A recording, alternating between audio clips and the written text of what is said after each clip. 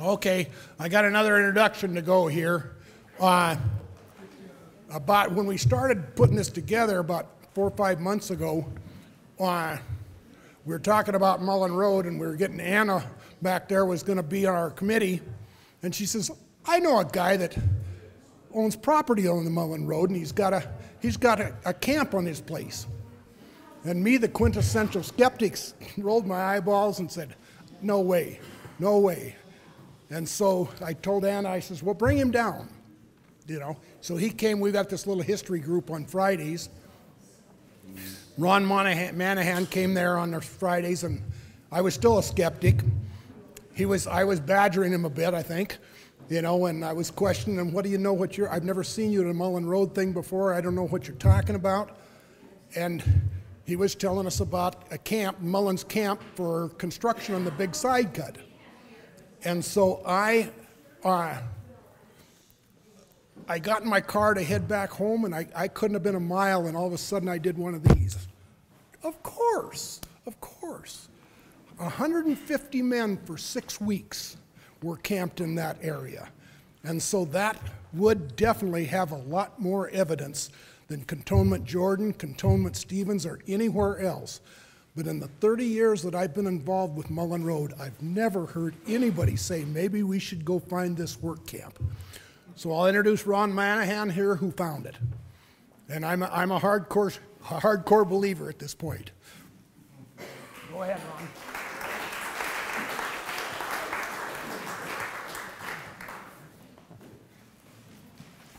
Ron. Okay, I'll talk real loud, and hopefully you can hear me back there, everybody? Louder? Can you use the microphone? Yeah, I'll use the microphone. Yeah, my wife has said that she'll tell me if I'm not being loud enough or funny enough or just sounding dumb here. So I am Ron Managhan, and I'm going to talk about the discovery of this campsite. I call my report, So I Bought Property West of Alberton. So real sophisticated. And I'm just going to read this because, well, I could look at the pictures and tell you everything about them, and I probably will. But if I didn't have this, I'd probably go off in inventing or some inertial propulsion or even the Forrest Fenn treasure hunt. So I'm just going to start here. My father, Bob Managhan, bought some property west of Alberton around 1990 and logged it. The property was divided into 3 separate tracts. He told me about the land at the time. I was immediately interested and had to go see it. Years later, in 2001, I was selling my West Riverside property east of Missoula and had finally talked my dad into selling me one of those parcels west of Alberton. And the parcel I bought was 21 plus acres facing south and had a creek running down a steep ravine / draw right in the middle of it.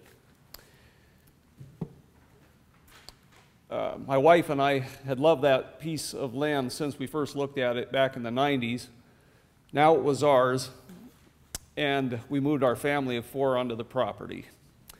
This is a picture of it as it appears today with the property lines around it. The next picture that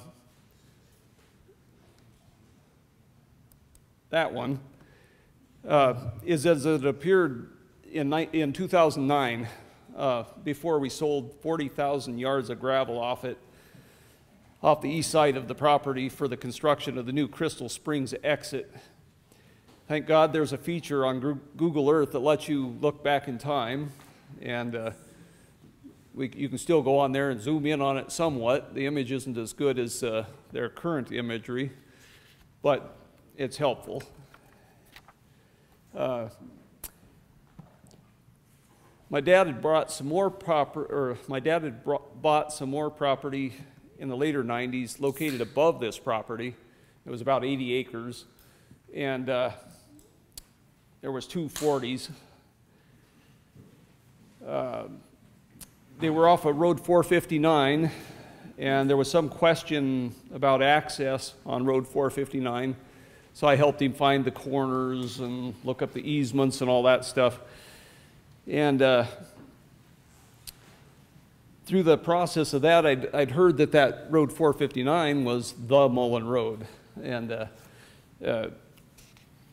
of course it's not. As I've learned throughout time, it closely follows Mullan Road for most of the way. But the beginning of it is takes off to the west of Mullan Road. Let me see, get the right button here. Right here. You can see it going up the gorge there. Our property is, of course, right here, and you can see this rather green strip coming up through here. That is the ravine that the creek flows down in the middle of the property. Well, we'll see. I could get off on a tangent here, so we're going to go back to my speech. So I started locating the boundary markers and such, and then looked at easements. I noticed that Road 459 didn't line up with a lot of the old maps I was looking at, which wasn't a surprise considering the original road had been improved and rerouted in places.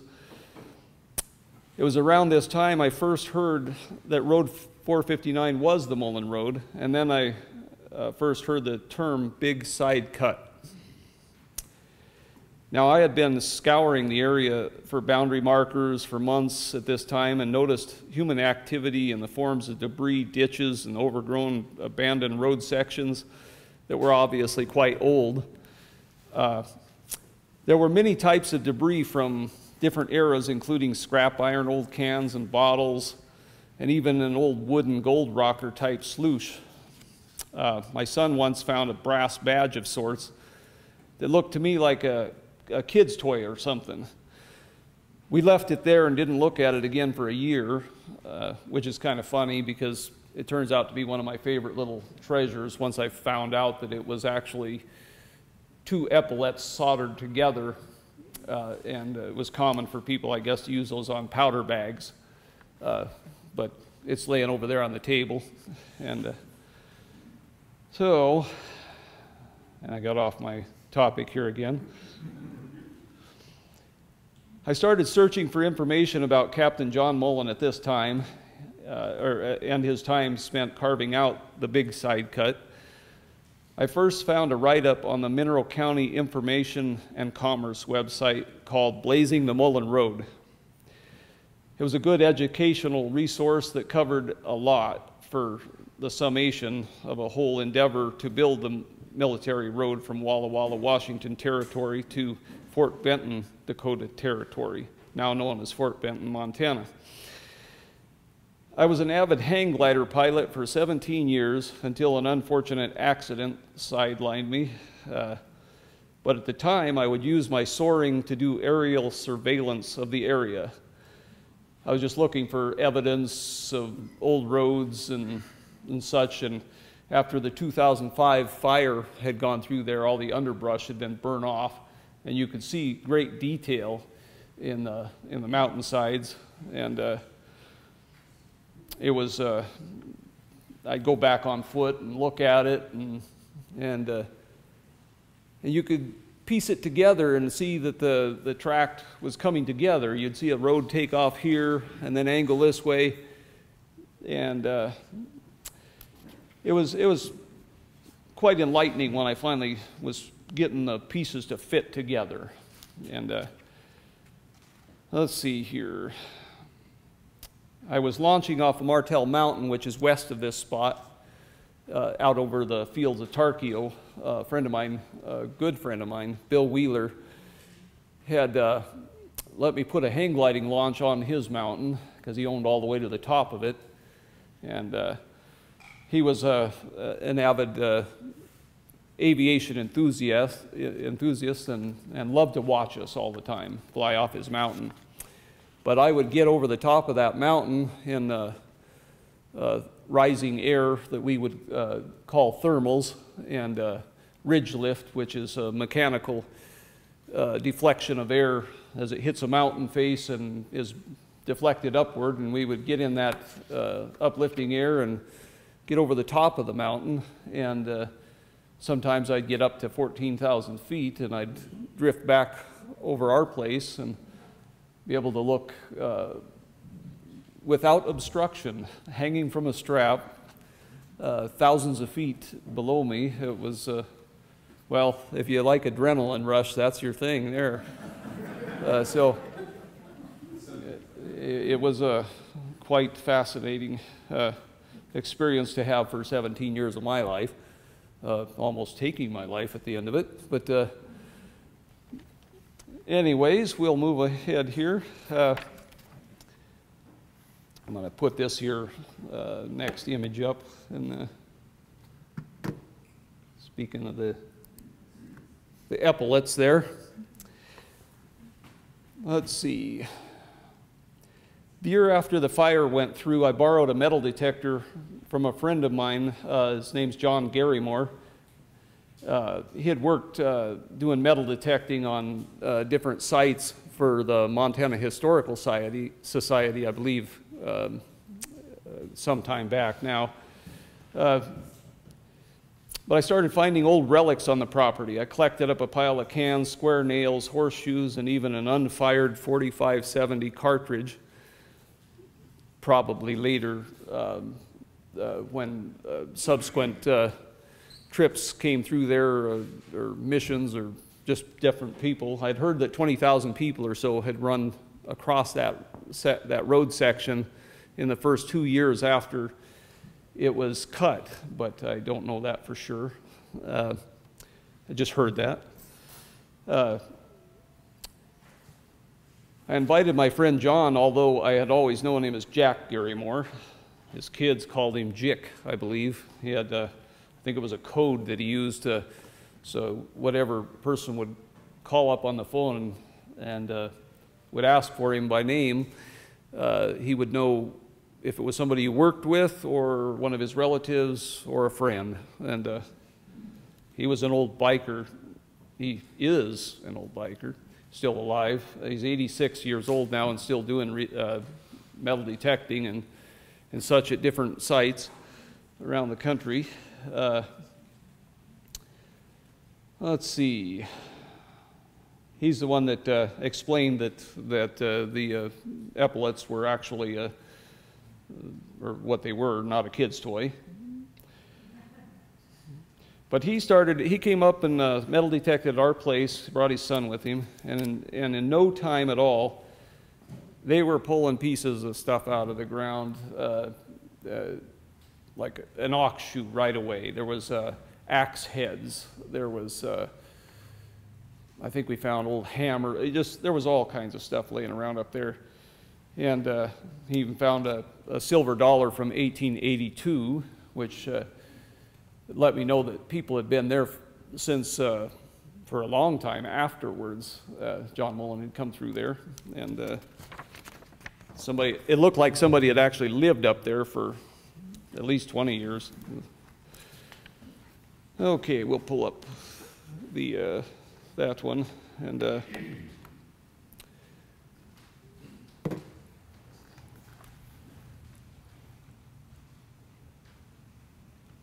know. Did I have that one? I had that one up earlier, right? Yeah, there we go.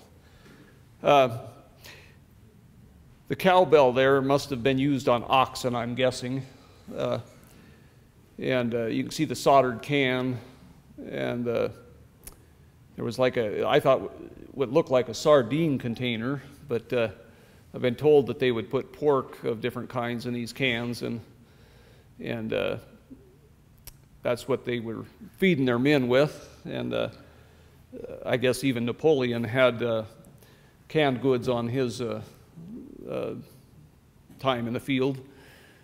But since I'm getting way off topic here, I'll show you the next thingy here. It's another one of those shots. And then found an old square nail there, and an iron button that was pretty much in one of the roads, or the main road coming up to the campsite, along with other debris. But here we have a musket ball we found with a metal detector, obviously. Just square nails and things like that. We found lots of that stuff up there. But somehow I got two pictures. There we go. Okay, I'm going to move ahead here.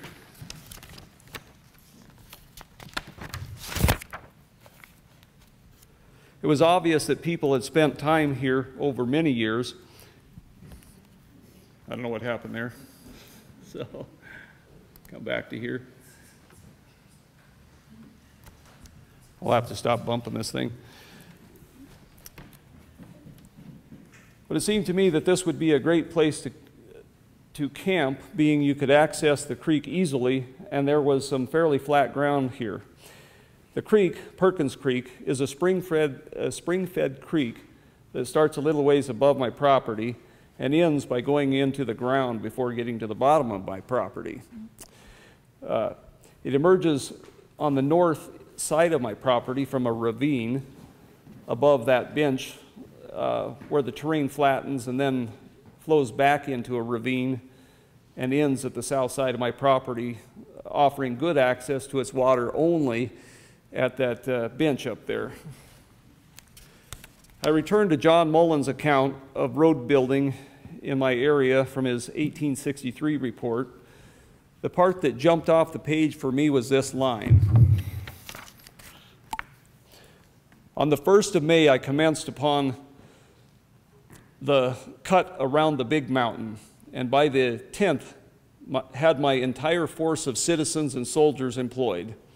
My camps were formed at its west base, where a small creek and an abundance of timber afforded all the conveniences required.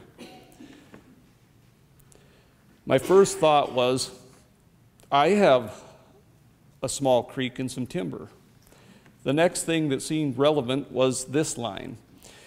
In order to obtain the practical elevation on account of the abrupt rocky faces of the spurs, I carried the line up a ravine until gaining 1,000 feet. I wound the mountainsides by making the re-entering angles by gentle curves until the entire 6 miles was completed.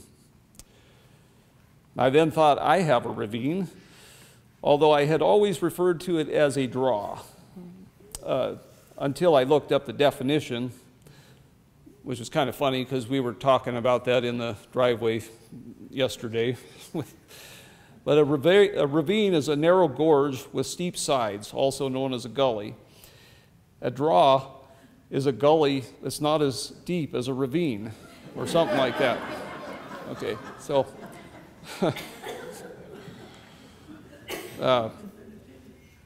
one of the young ladies on our trip, or on our tour there, said the difference between a ravine and a gully was whether or not there was a creek in it, I think. But I think it might be a regional thing. I'm not sure the definition. Okay. I was wondering how they might know they had gained 1,000 feet of elevation, and I found that they had an altimeter of sorts in the form of a barometer. I shouldn't have been surprised by that, since man had been making precision instruments for quite a while by then. Watches and clocks of the era were quite nice and accurate pieces of work. As an aspiring watchmaker who works on very old pocket watches, I can assure you that the craftsmanship and manufacture of these tiny parts for these watches, they are awesome looking under high magnification. They look like something that somebody polished, and you know, this big, and then they zapped it with some kind of a laser and made it little. And I have no doubt that they must have had watches on the expedition, and since they had a barometer and things like that, and since I believe that's about the burgeoning of the watch industry in the USA was around 1860s, and we basically captured the world market because we mass manufactured watches at that time, and the Swiss were still making them by hand for the most part. And so as somebody that works on watches, it's really cool. You can take an old watch of the same make and model made in the USA and change parts from one to the next. But you can't do that with the old Swiss ones because they were put together one at a time. You know, it's kind of an interesting thing. But John Mullan would have had pretty good instrumentation, I would think, you know. Anyways, around 2006, I began to believe that John Mullan had indeed camped on my property. While working on his most difficult stretch that he later referred to as a severe piece of work. They didn't have modern mechanized equipment. To my knowledge, they just had oxen, hand tools, and explosives. And I think Bill and I had talked about some, what was that machine or thing you...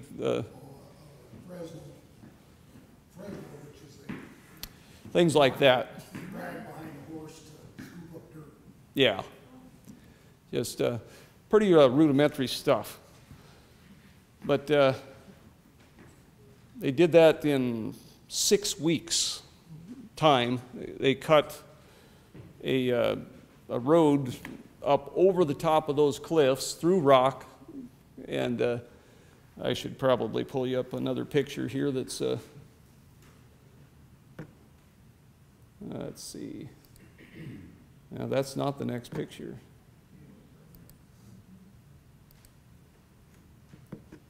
I'll come down here. I guess it is the next picture. So I guess what I had done here is I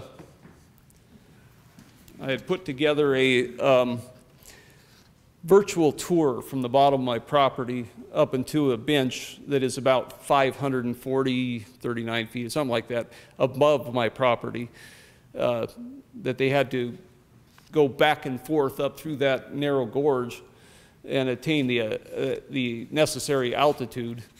But he had to get up to 1,000 feet to cross the Purple Cliffs. And so as they came up out of that gorge, they had a long stretch that they just went up a steep road on. And I'll show you that in a second here.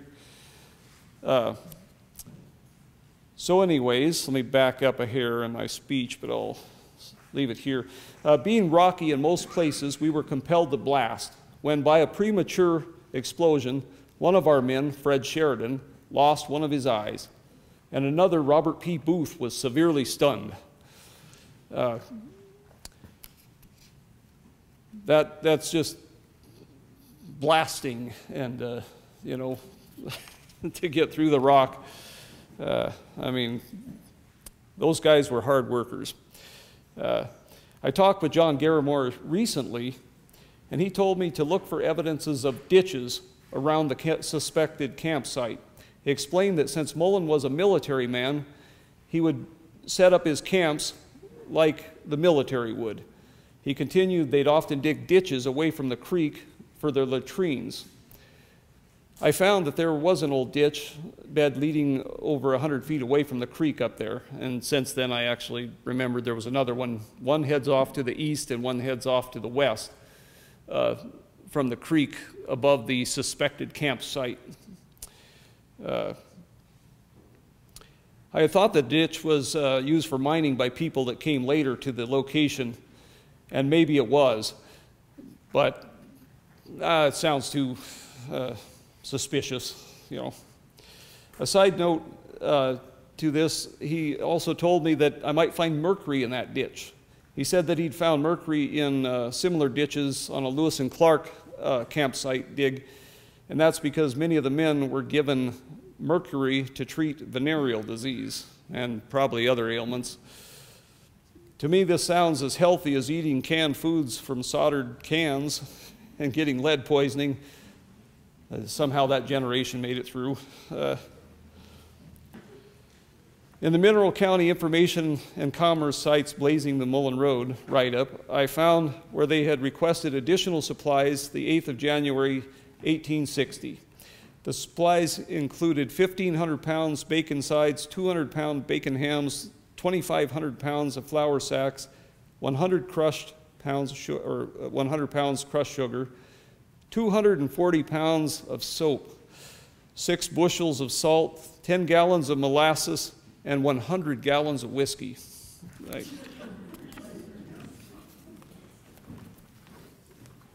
I've been told that the bacon sides and hams were canned in soldered cans.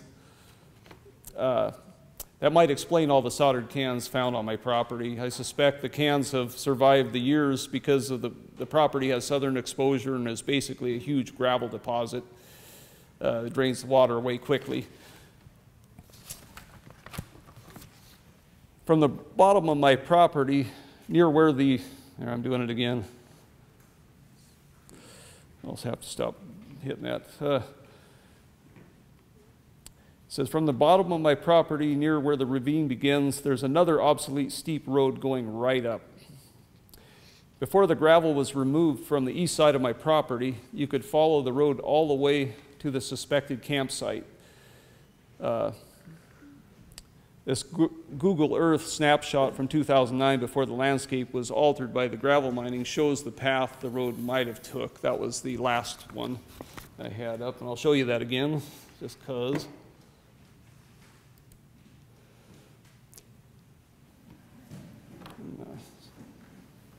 So basically right here is where the road had taken off, probably down here originally, and went up across, or up the ravine, and through a little meadow that used to be in this area, and then cut over and up this way.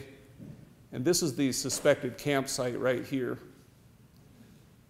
Another picture I have later goes up this way and back, and I'll show you that one coming up. But I'll show you the virtual tour here in rapid succession. So at the bottom of the property there, we start off, and it goes up right there. It's hard to see it, but right through that tree is the original road right there. We walked up this road the other day, some of us on our little tour, and it's hard to believe, as steep as that. It doesn't look that steep here, but it's a steep road. And it's hard to believe that that was what they originally used, but he does say in his itinerary of route or something like that, to double up on your animals before you head up this road right here at this section. So we'll keep going up. That's after it crosses our meadow. I'll just kind of, if I'm going too fast here, you can barely discern it, but it's right in front of you there. There it is again.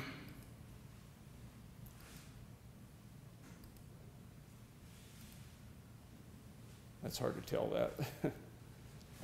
But it runs up into the draw, and you run into this wall of brush, which I clawed my way through the other day. Sorry about that, guys.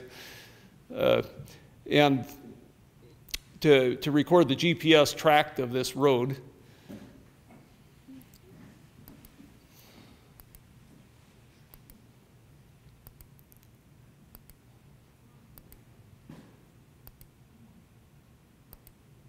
and here is where the road comes up and crosses Road 459, which superseded it. I'm not even sure what year that was. But this was a switchback in the original road right here. You can kind of see it going up there above the Road 459.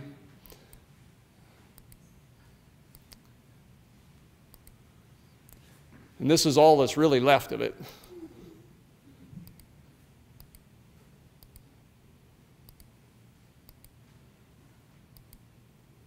Comes up to a draw and then heads up this last little stretch up to this bench. And you come out on a fairly flat area over 500 feet above the lower area in less than 3/4 of a mile. So yeah, that's like a 14% grade roughly, but parts of the road are 20% grade plus. And here's where it basically comes back out to Road 459. And there's the track that it takes until it hits Road 459 again, other than crossing it down below. And none of it is used as a road today, this part. So we'll go ahead again.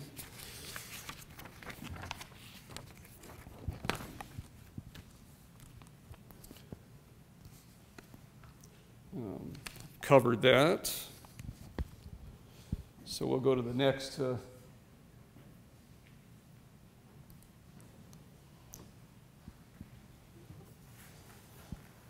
Then, so basically it's connecting back up to Road 459 right there. This is Road 459 right here coming up as it is today. And then Road 459 basically is this road right here. And if you go up and walk this road, you will see that there's no load or road above it or below it from the point that it curves around there. That is the original Mullan Road, and as it was in his day.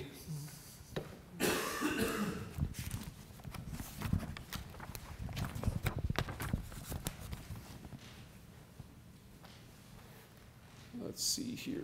We'll go.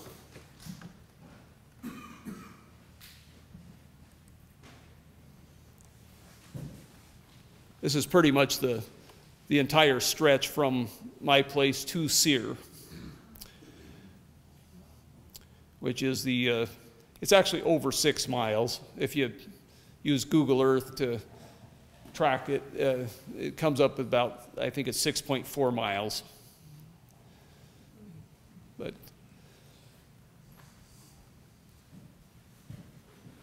so we'll go.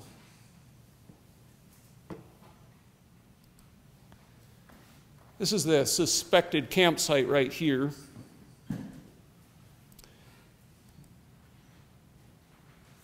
It's a fairly nice flat area that is this is on the west side of the little creek.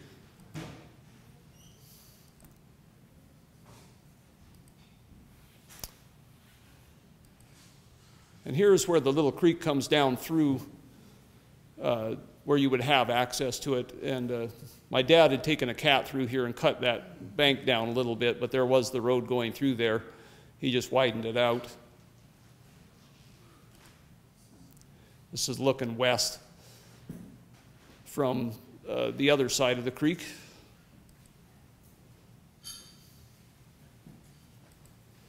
And there's what's left of the creek there is pretty small right now. Spring runoff's over. Oops.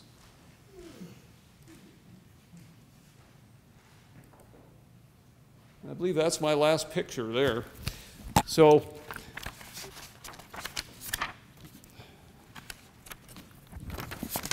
in closing on this part of it, after much consideration, the question remains, is the suspected campsite where John Mullan and his men camped for at least 6 weeks while building the most difficult section of the road? I'm convinced it is. The evidence is abundant, and the facts would seem to agree. The facts are as follows. Mullan built his road up a ravine at the western base of the big side cut. There's only one ravine/draw in this location. His camps were formed near a small creek. There's only one creek there.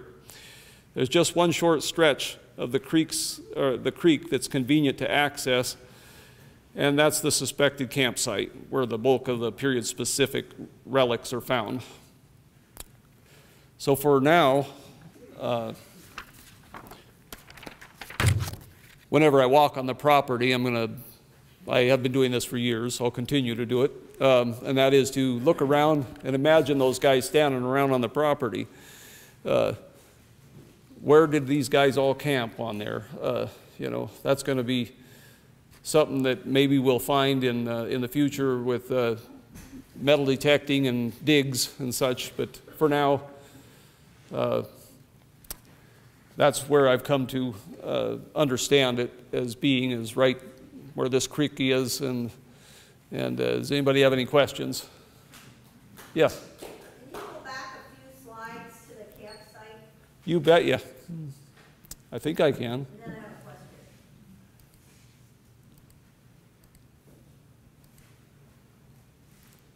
This is one of them. So where on there do you think the two ditches were, the one on the west side? They're towards the top side of that. You really can't see them in this picture. Let me see. There's like a road that goes up to a spring right here, and right below that road, going up to the creek, comes a little ditch that comes right along like this, on both sides though of the creek, and then they just go out a ways, and then they just kind of peter out, and there's nothing there that they actually seem to go to.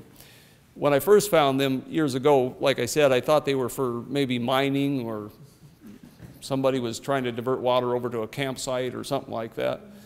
But after talking to my friend, I would really suspect that you would need ditches like that with 150 men, you know, all camped in one general location there. So, anybody else? Yes. If one is driving to Alberton, through Alberton, is there any, and unable to go on tour, is there any way to know where this is, your property, where you just take a glance? Yeah, well, look for the yellow submarine, I guess. But yeah, at the bottom of that's Perkins Creek Road is where the bottom of my property is, and it's well marked by that submarine that I built back when I was younger and dumber. But we did actually use that submarine up at Flathead Lake. But yeah, that's on the frontage road, or take the Crystal Springs exit west of Fish Creek, and that'll put you on the old highway there. And When you come to the old highway, take a left, you can see when you come off the off ramp, and then it'll take you over to the old highway, and you look to your left, and you see. yeah, you just get off at the Crystal Springs exit headed west, take a left. On your right, you'll see that thing jumping out at you. So, anybody else? Yes, sir. Have you thoroughly covered the dump area? I have thoroughly covered it with my metal detector, but I am not that good at like I said, when my friend came up there, and he's a professional, they only covered a small area, and in like 30 minutes time, they found just a ton of debris. And we haven't had anybody up there doing any professional digging or metal detecting, just me. And so we've kind of kept it that way on purpose for somebody that really knows what they're doing in the future. Jerry, what I go wrong is that, you know, the military that were in there, they probably had to do some sort of a military type of camping. Okay, all the extra workers that they had, they may have had ethnic groups that weren't going to camp with each other, and work with each other, but they would camp, and so they might be even beyond Ron's property. They might be all over the place. So it could be a very extensive area that would show all kinds of stuff. Could be, Yes, sir. You had a picture there showing your property, the Mullan Trail, and the creek. And it's obvious by that picture, there you go, something like that, that the modern engineers said, we're not going to go with this thing. They're on the south side of the park border. Can you explain to people why the Mullan Trail decided to fight those cliffs and stay on that side? Yeah, that's a good question. I, in fact, thought of that many times, and I thought they made a mistake. And I brought that up to Bill, and Bill schooled me on it and said that the reason that they were on the north side of the river at that point, or from St. Regis even, is because it has southern exposure. And if coming through in April, the south side of the river would have been, you know, shaded out and snowy, and so they had a lot better ground to come up on, you know, on the north side of the river. And once they got that far, it wasn't easy to do another ferry across the river. Yeah, that's right at the Alberton Gorge. Right. Steep, even below the Alberton Gorge, just to get down to the river is a very steep. Yeah. So did they manage to complete that stretch? I mean, just looking at it, you kind of can imagine they'd lose equipment or people or something down the hillside. There's nothing in the record that says they had any major accidents along that stretch? Just the premature explosion that I heard of, although I did read a story about a subsequent train going over the road where they said a donkey had acted up and ran over the cliff edge with a barrel of whiskey. I kind of think that he might have been pushed and maybe the barrel wasn't on him at the time, but I'd heard a report like that. But yeah. Yeah, it just looks like a stretch where there would be serious consequences. We went up in 2008, Chuck Mead, on a Mullan Conference, took us from his side, which is Searsville. He took us up in 2 wagons that he had built benches and railings on either side, and towed one of them behind a big truck and one behind a tractor. We went up as far as we could driving, and we walked out to, there's probably the other, this is the one cliff, there's another one out to the right there.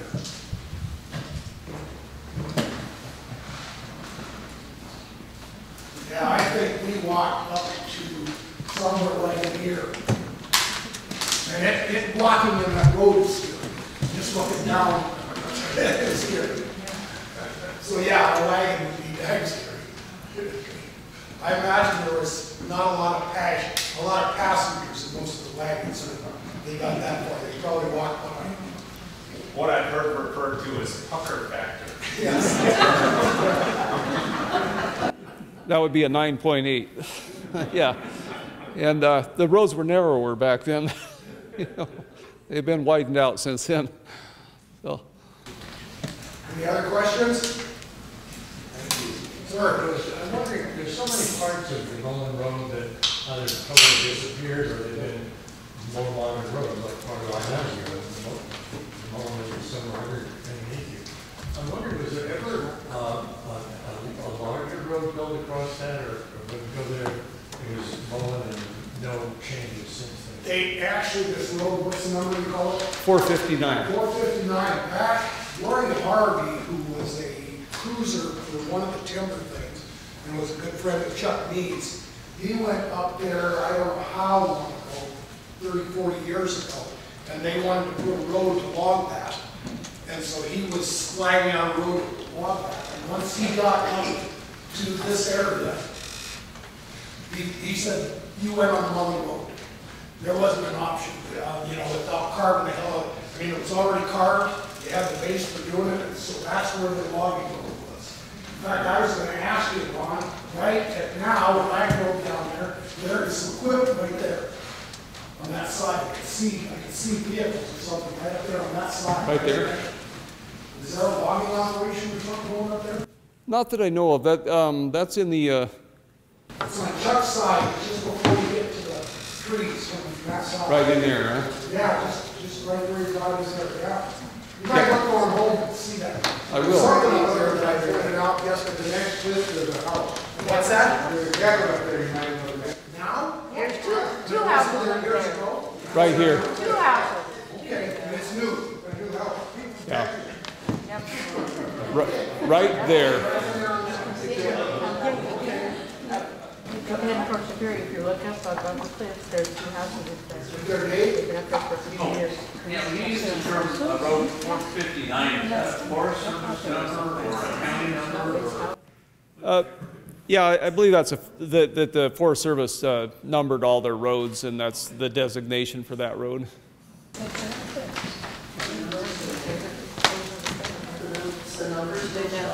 Shows it on a map that we got. Right there in your head, if you know, right there in this head. That's what you know as the Forest Service is where those roads are. Any others? Yeah, just for people information, the center part of that, cleanup beach, it's owned by Fish Wildlife Park. Oh, is that? Wildlife management area, they bought it, what's corporate timber now, Okay. now it's owned by the state Fish Wildlife Park. I think it's good. Well, thank you, Ron. Appreciate it. It's nice to have you. Yeah, thank you. Great to have you.